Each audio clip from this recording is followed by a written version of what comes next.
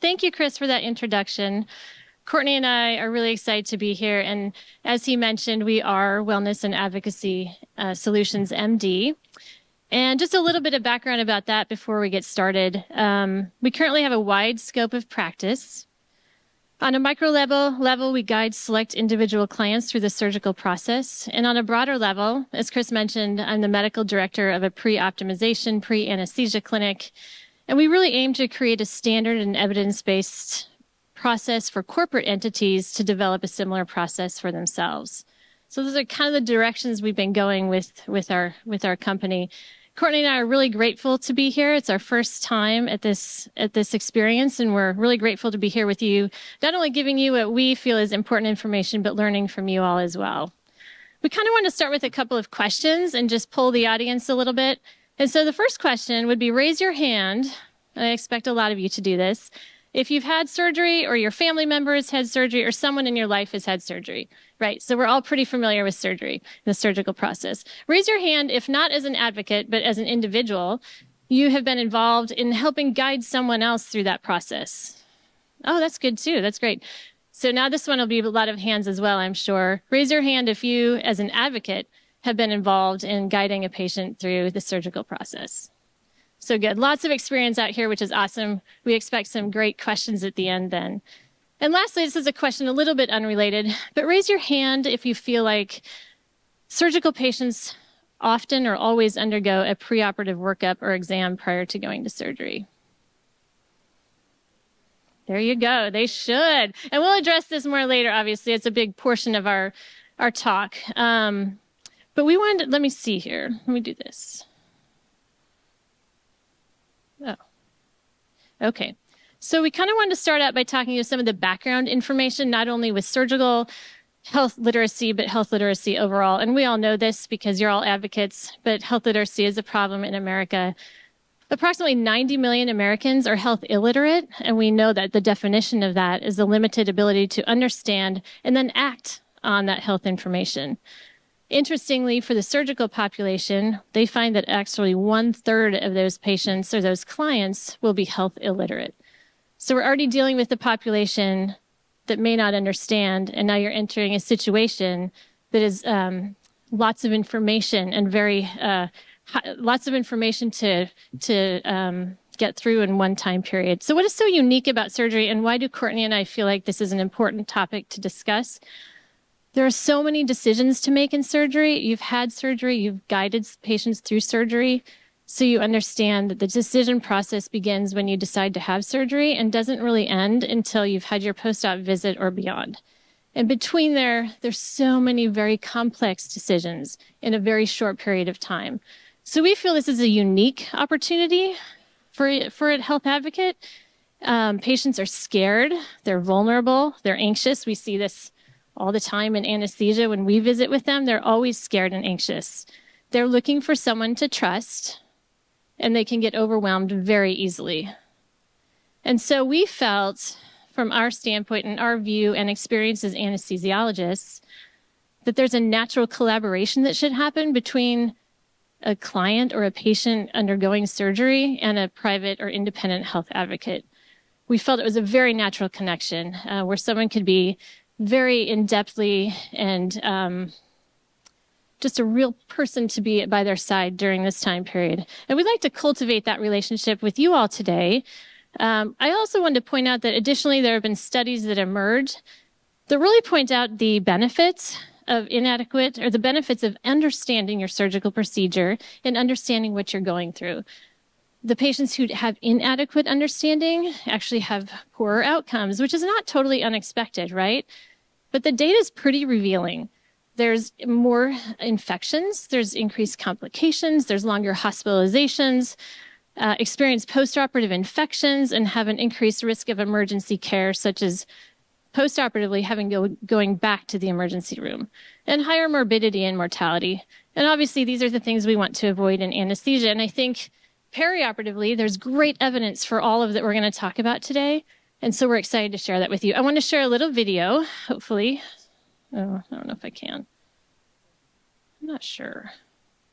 You know, I don't think my video is going to play, but this is a woman who has about, she claims, a 6th grade reading level. So not great not great at reading quickly. She presented for a surgical procedure, signed all the consent papers, basically said it was very difficult for her. She saw a lot of lines where she had to sign. I believe she signed four consents. Went back for her postoperative visit, and they asked her, "How do you feel after your hysterectomy?" And she was floored. She had no idea she was getting her uterus taken out. She had no idea what they had done, and she was completely blindsided and really embarrassed by the fact that she hadn't asked questions. She felt ashamed, is what I got from that video. And so my message, I believe, and our message, is that surgical patients need advocates. Almost more than some other patients. It's a time period where they really could benefit from someone being by their side. So as far as our presentation, we broke down the surgical experience and how we can potentially make an impact as advocates into 4 sections, which Dr. Simmons, Courtney is going to talk about the surgical visit and the surgical consent. And then we're going to go back and forth a little bit talking about the preoperative evaluation, which we touched on earlier, and then touch on postoperative care at the end. All right. So everyone loves a good doctor's visit. I mean, who doesn't love going in there, waiting for hours, and then suddenly they want you out there in 15 minutes? I say this because not only do I practice anesthesiology, but I'm also an outpatient pain management physician. So very much like a primary care setup, I see patients in and out throughout the day. So it's very important, I think, to have sort of a set list of things to cover with the doctor, no matter what type of visit, so that they can really address the information that needs to be touched upon. And especially before surgery, just clarifying and embarking upon clarifying the information that needs to be gained and obtained before embarking upon the surgical journey. So a couple of questions that I think are important. First off, why do I need this operation? Why does the client need the operation? What do they think that they're having done? We didn't get to show the video, but this woman thought that she just had sort of a female gyne problem, and they ended up taking out her uterus. So why is this operation actually going to be performed? It's important to clarify. Along those same lines, how will the operation actually be performed? Some patients are surprised the morning of surgery to learn that their procedure is a 3-day procedure. It could be a staged procedure, 10 to 12 hours each day, requiring overnight stay. Maybe the breathing tube has to stay in during that time. Or is this just a procedure that's going to be a couple of hours and then you get to go home later and you'll be fine by the end of the week?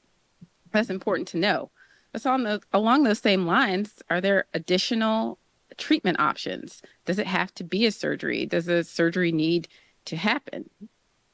And then, of course, you see here that I've listed risk, benefits, and possible complications. And you probably think to yourself, oh, this is routine. I know this. And I will say there are going to be a set sort of subset of things that a proceduralist will tell you, such as, oh, there's going to be bleeding, there's going to be infection, there's going to be risk of this.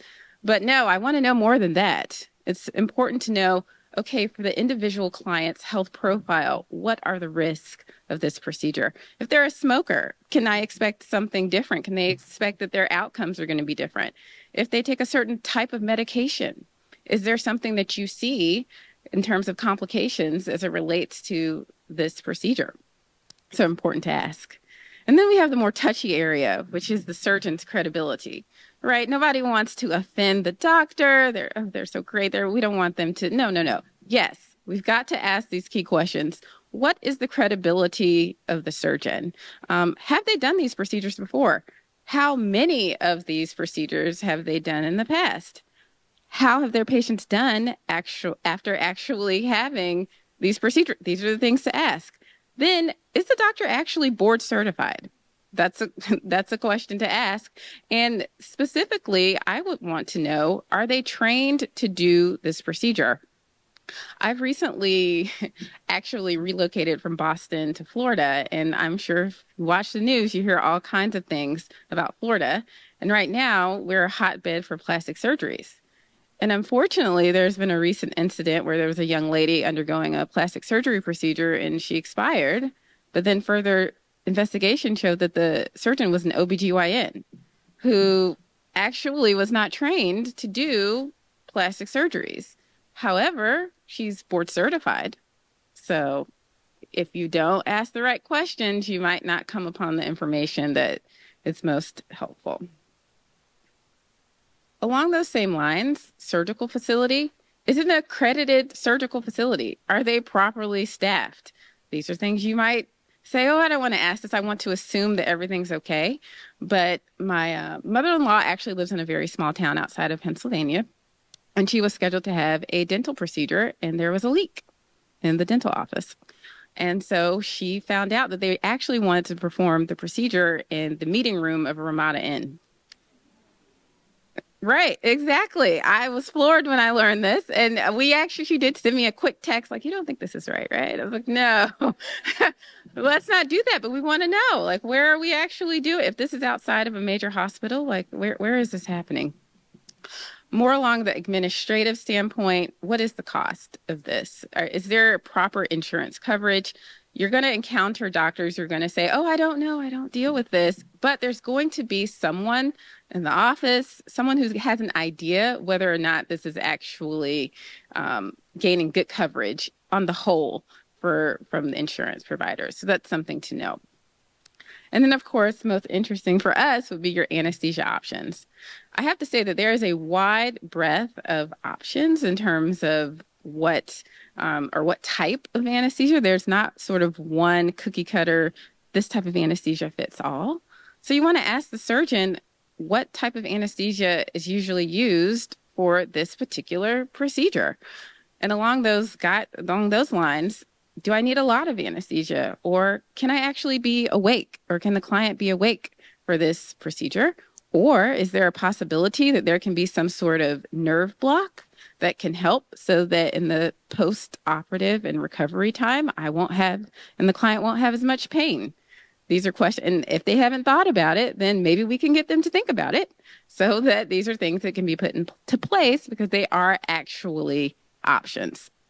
And along those same lines there, does the client need to see an anesthesiologist prior to undergoing the surgery? Because that can happen and plans can be made. And oftentimes I will see patients and I'll say, man, I would have loved to have seen you prior to today because we could have made this elaborate plan and now we're sort of stuck.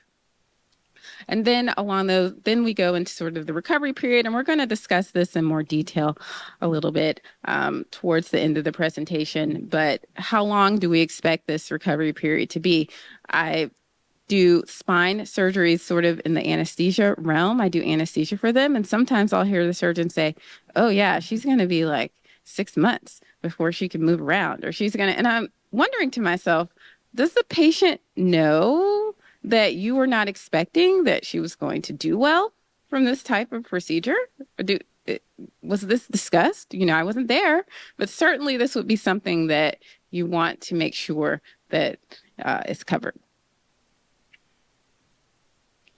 So along those lines, we have the consent process. I'm sure everyone has sort of done consents, even if it's not, or been involved in that process, even if it's not involving surgery. And with the consent process, of course, it's an ethical and legal obligation in the United States per our laws that the type and breadth of the procedure is discussed, the alternatives to the procedure are discussed, the risk of the procedure, and the benefits. So I think that if you sort of go in there with a list of questions, even if you're being rushed or the conversation isn't as comprehensive as it should be, if you ask some of these questions, you can get at the information that's necessary and needed so that the client and the patient can understand what exactly they're signing and what exactly is expected in a general sense for the procedure coming up.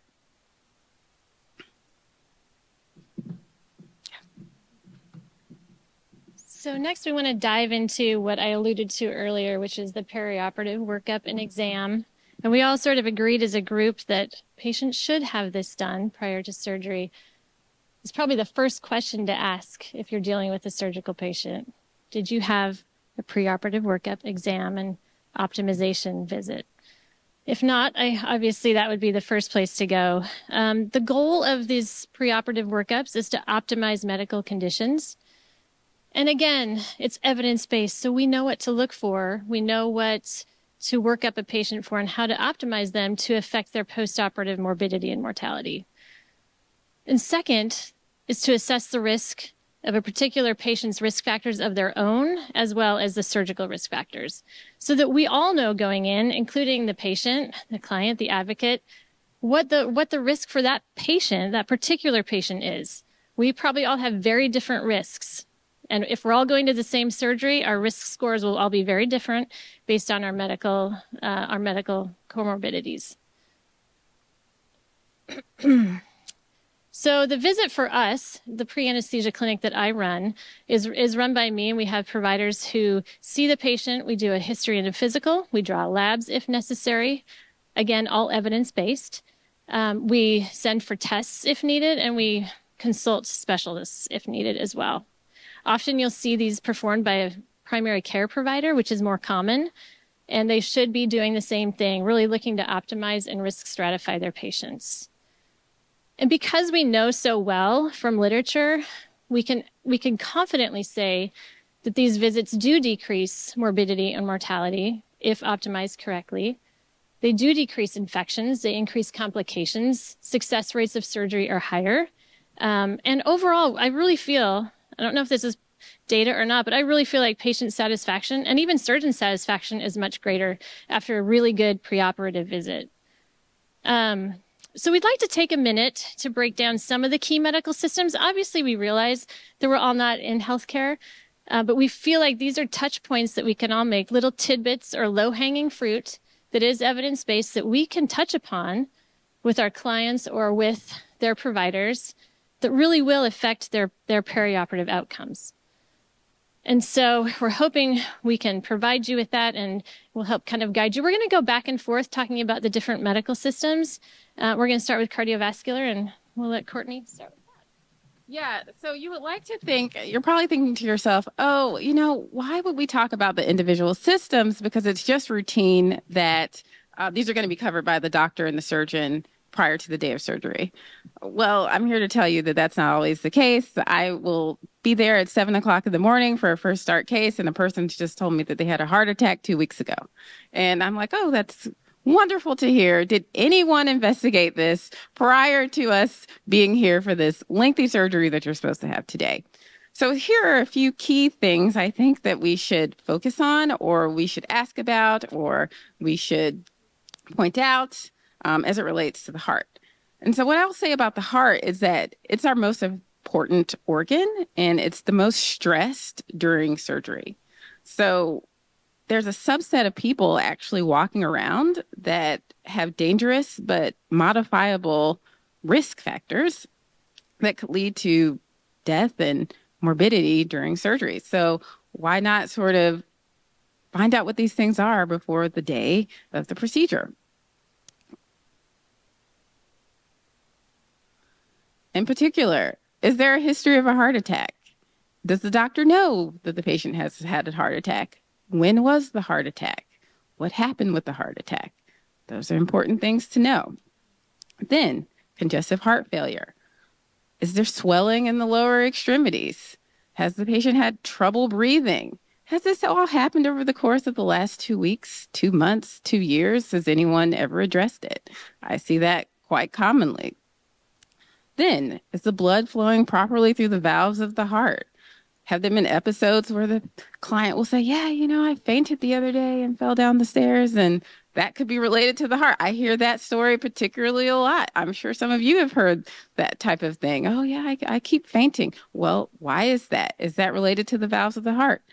Is there high blood pressure? Is there low blood pressure? Are there actually medications that should be taken for this? I often see patients in my pain clinic who will be there for, a headache, and I'll take their blood pressure and their blood pressure will be extremely high. And I'll say, okay, does your doctor know about this? And they'll say, oh, no, because we're too busy dealing with my... So once again, these are sort of things that we can look at and we can say these are things that we want to address. Also, are there any sort of stents, anything related to the heart, I think can be pointed out, or we can make sure that the providers are addressing them and that they actually know. And along those same lines, medications, any medications that are heart related, you can say, okay, we want to make sure to point this out to the physician that will be taking care of you. I want to piggyback a tiny bit on that and point out that a lot of clients or patients, as Courtney mentioned, when we see them for surgery, will say, oh, yes, I know I have high blood pressure, but I'm not treating it till after surgery because I just can only do one thing at a time. I swear this happens to me all the time. And so, again, recognizing these things before they hit the operating room saves a lot of time because they could get canceled, obviously, and possibly have a bad postoperative outcome because of it. I'm going to dive into the pulmonary system a little bit, the lungs, which really is the second most common medical issue to be affected by anesthesia and surgery. We know that, we know again from studies, as you can tell, I love data, but perioperative morbidity and mortality is really directly linked to preoperative pulmonary status. So how are they doing? Are they high risk now? And are they optimized? We talk about different disease scenarios such as COPD, asthma, tobacco use. Have they had a recent cold or cough, or have they had COVID recently? That's a new big one for anesthesia particularly. And so the questions that I would be concerned about from an advocate point of view when you're sitting in on these meetings with providers and you're listening has your client had a recent exacerbation? Have they been hospitalized and not told anybody, which happens, especially I'm from Montana, so I live in a city, but our outreach is probably a 100-mile radius all around into tiny little towns, lots of little ERs. So we miss a lot of it until they come and tell us, oh, I was seen in the Ennis ER last weekend and I had an exacerbation of my COPD. So these are questions we need to know. Have you been on steroids recently? Also indicating exacerbation. Have you been using your inhaler a whole bunch more lately? These are just things to listen for and to be aware of, because those things all indicate that the patient is probably not ready for an elective procedure if these have been happening recently. Recent steroid use we sort of talked about. An important one for us, we see this a lot, especially during 2020 and 2021, COVID or upper respiratory tract infections. We know this, again, from literature, that patients do poorly postoperatively, intraoperatively, pulmonary-wise, if they've had a recent respiratory infection. So I cancel patients, unfortunately. That's just what we do. If they come and they've been sick, we know you're not going to do well with the breathing tube, so we're not going to try it. But it would be better to just postpone them and get them more optimized for surgery. And then, I'll make a little statement about that. I work with, patients that are 20 to 120. Well, not that old, but not yet. But, healthcare is getting better. But they'll say, oh, I've taken off work. I'm going to have this, hernia repaired no matter what. They're coughing, mind you, and I see them blowing their nose. And you're like, okay, well, did you have a cold recently? Oh, yeah, I'm getting better now. And, as I might push them through, but a lot of times things like that, and I've had specific examples. Okay, we've got 5 minutes. Oh. Okay. But oxygen levels can be really, really low and hard to get off the ventilator if there's been a recent cold or infection. So that's something that you could easily sort of say, okay, let's look at what's going on. And just as a last little point about pulmonary, there's been a lot of recent research and motion in moving towards pulmonary prehabilitation before surgery, which means doing rehab before you go to surgery. Is brilliant, in my opinion. So we get these patients into cardiopulmonary rehab who already are high risk, and we do breathing exercises with them for 2 to 6 weeks prior to surgery. I really believe it's brilliant. We're trying to do it in our clinic a little bit, and we're seeing some great results. But we know that it speeds recovery, it decreases postoperative pneumonia, and probably decreases oxygen requirements postoperatively. So another little, just something to put in your ear to think about if you have a high-risk pulmonary patient, particularly for a high or moderate risk surgery. I know.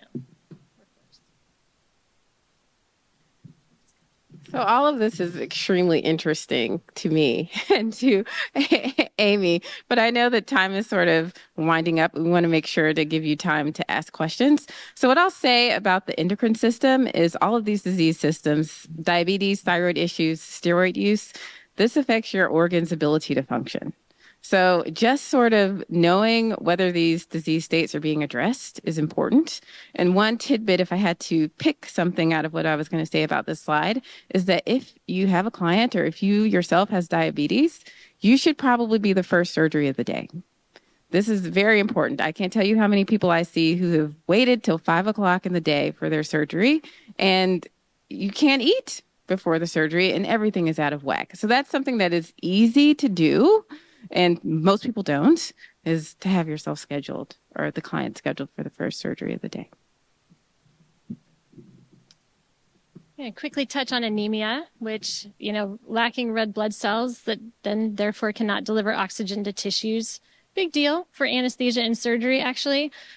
Postoperative outcomes definitely affected by preoperative anemia. And I listed some of the related complications, including infection, being on a ventilator, so having a breathing tube, and death, which and we hate to talk about, but it's listed obviously in a lot of the complications.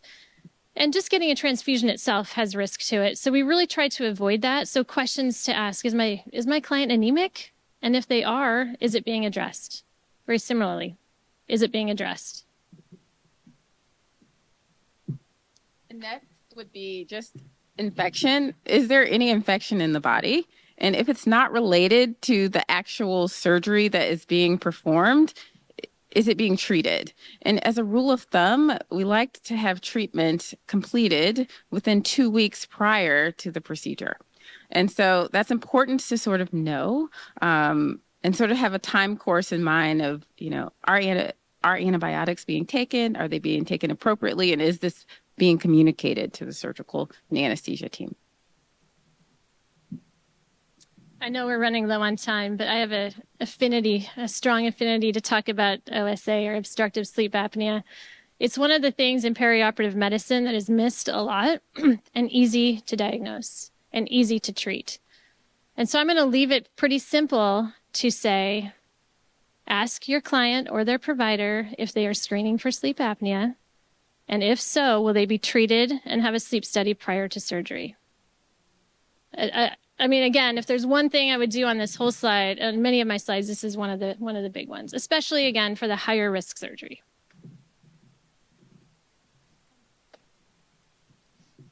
And then perioperative medications. We need a list of all the medications so that clear instructions can be given regarding when to stop them or when to restart them. Potential complications can occur if medications are not parsed out. An example of this would be if someone's on a blood thinner, an anticoagulant, and they continue this medication, they could bleed out during the surgery, or they are at risk the morning of the surgery having their procedure canceled. So these things are often very confusing, no matter who you are, getting the instructions and figuring out what to do. So just trying to hone in and clarify instructions, I think that is extremely helpful. Yeah, I know we don't have much time, but I have to share a short story. Obviously, we're physicians. You haven't seen 5 minutes yet, right? Just the 10. Oh, you did. Okay, we're at 0. But my daughter had surgery recently, and here I am. I feel like an expert in perioperative medicine, and I was confused. I was getting phone calls from 3 or 4 or 5 different places within 24 to 48 hours, and I work with these surgeons. I work with these nurses. And I was still a little bit confused, like, well, you said to take aspirin for 7 days, and they said to take it for 5 days. Which one? And so luckily, obviously, I had the knowledge and skill set to sort that out. But it's a very confusing time for even myself. So I can only imagine someone who doesn't understand medical terminology or medicine really in general. And finally, really quickly to touch on postoperative needs. It's often overlooked because we love to talk and think about preoperative, intraoperative, and the surgery itself. But what's going to happen with these patients postoperatively? They need to go home and be safe. And I guess that's the biggest take home point. Will they be safe at home? Do they need to go somewhere else? And that should be worked out before they have their surgical procedure. So as you can see, this is a topic that has a wide variety of things to discuss, and we by no means covered everything. But I think it's very crucial that for ourselves or for our clients that we try to clarify some of this information because it could be a life or death situation. If there's time, we're interested to, take any questions or to hear any experiences that you guys have had. Thank you. Well, thank you so much. That was a wonderful presentation.